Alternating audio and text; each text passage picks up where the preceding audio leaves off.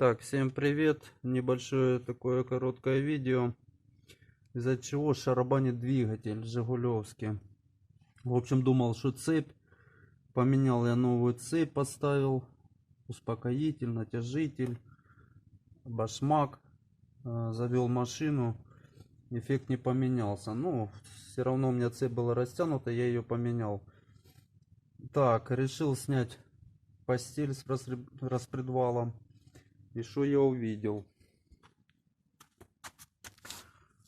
Увидел вот такую вот картину. Вот как сожрало распредвал. Вот видно зазор как.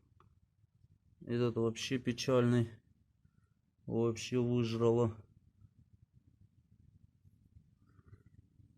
Также ракера повыедала.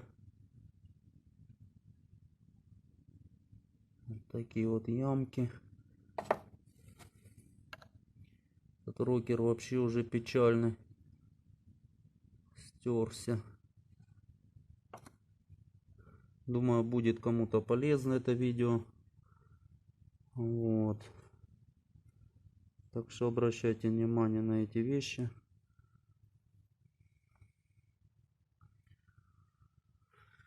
ВАЗ-2106. Ну, в общем, без разницы. Моторы одинаковые. Вот такая вот история. Всем спасибо. Всем удачи.